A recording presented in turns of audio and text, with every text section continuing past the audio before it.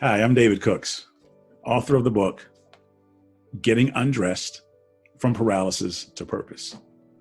I tell you, I'm excited to speak with you today. I always look forward to the opportunity to share a little bit about my story, but more importantly, to impact your lives, hopefully, and encourage you to move on in these difficult times.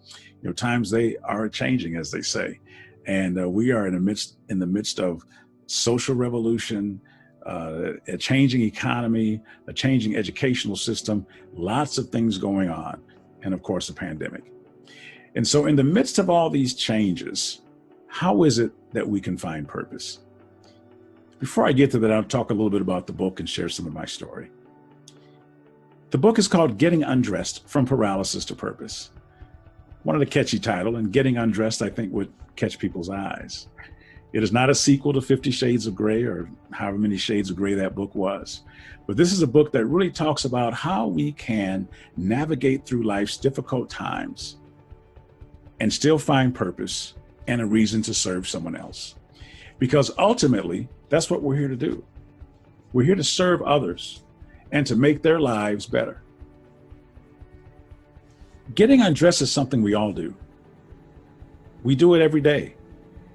I would pretty much bet that if you're watching this, you're probably not wearing the same clothes you slept in last night. Probably not. But it's something that we all do every day. A change of clothes is like a rebranding. It's like an opportunity to start fresh. The clothes that we take off and we put in the pamper or whatever we do with them, throw them on the floor, is an indication of where we've been and what we've done. But the clothes that we put on is an indication of where we're going and what the next task is for us. We're in a time now where I think we have to change our clothes a little bit. We're having to become more innovative, use technology in ways we probably never thought we would have to. But that's okay. Change is good. Like I said, it's a rebranding. It's a restart. It's not even a reboot. It's a fresh start. And we all do it all the time. I was in the rehab center and learning how to do so many things. I remember the day they taught me how to get dressed. And boy, I was excited. That was a really, really big deal for me. And that night, one of those nights, I didn't have anyone come and help me get undressed. And I had normally a nurse or someone would come and help me out, but something happened one of those nights and it was busy. And so I sit there and I was like, man, I don't know what to do. I've got to get undressed if I'm going to go to bed because no one is coming to help me. I also knew I needed to get undressed if I was going to ever get to go home. Remember the doctors telling me that it would take about 6 months or so for me to get rehabilitated and get back home and get back to school. Well, thanks to Tony Otters and teamwork and just some intestinal fortitude, that night I learned how to get undressed. And the rest was history. I went home December 24th, 1979, just about 2 months after entering rehab. And the perspective that I had once I got there changed my effort. It changed how I approached getting out and working hard. And for that, I thank Tony Otters and also the nurses and everybody that was there. I haven't gotten to where I am today without help along the way.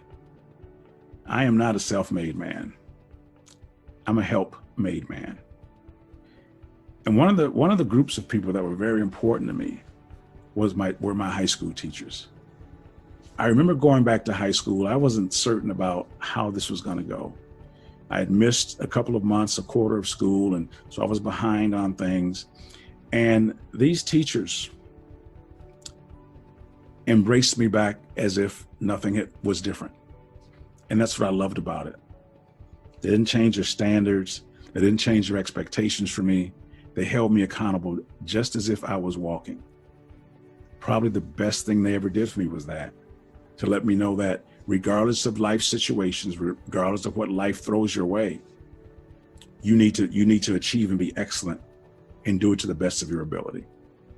And so I always have a soft spot in my heart for teachers, because teachers are on the front line of justice and change. They're always trying to make the classroom equitable, making education for everyone possible. Because we all know that every student can learn if we can just learn how to teach them.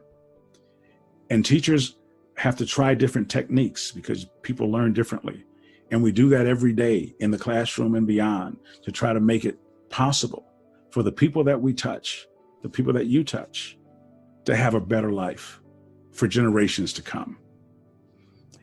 And to that again, I just want to say thank you. I've been in education a long time. I was in it 25 years. And that word thank you was never said enough. I want to say thank you for what you do. Thank you for the countless thousands of lives that you have impacted for the better. During these changing times, there's been a focus on the educational system and the importance of education. If there ever was a time where we now understand how important what you do is, it's now. I want you to keep doing that. Don't get discouraged. It's difficult, but not impossible. Remember, adversity and obstacles, they don't come to stop you. They come to redirect you. So you have to keep on moving. When we have all these things going on, all this change, sometimes we're tempted to think that we have to change everything. And you know what? We don't. We can change the world that we operate in, the classroom, and more importantly, we can change a life. One of the things I have learned over the years, dealing with the things I've had to deal with, is just to take one day at a time and try to win that day and do the best I can that day. Some days it works out, you know what? Some days it doesn't. But if you take one day at a time, one student at a time, one lesson at a time, one classroom at a time, it's amazing what can happen. At the end of every day, I get in the bed with my wife and I say, we made it through one more day. And if I'm blessed to wake up the next morning and there's still time on the clock, I can make a difference that day in somebody's life. And so can you. During these times, I spend a lot of time reflecting. I talk about reflecting, regrouping, and relaunching as something that we do when we are dealing with disappointment or tragedy or uncertainty. Take some time to reflect. Find out, what is it that you're doing well? Are there things you can improve on? See how you see things. See what your belief system is. Make sure that your foundation is set. Do some reflecting. And then do some regrouping. Repackage yourself. Find out, where are things going? And how can I take my skill set and lead from the future? And lead from the future. I think that becomes pretty important. And then you relaunch yourself. You get back out there in the marketplace.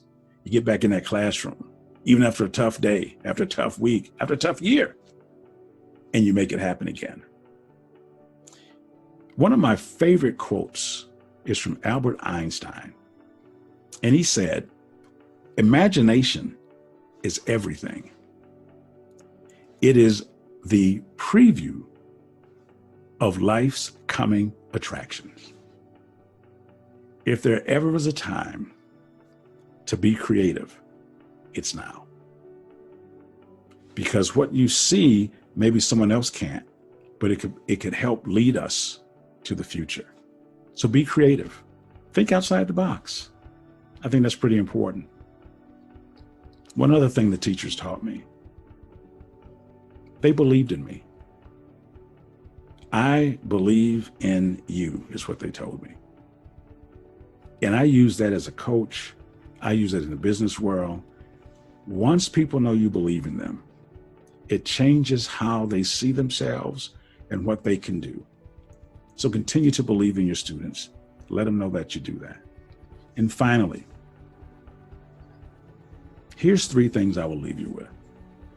We all serve in some capacity or another. And that's what we're here to do. So serve with compassion. Serve with compassion. People need to know you care about them. Not just how they do on your exams, but in life and in general, how are you doing? That you are interested in their overall success.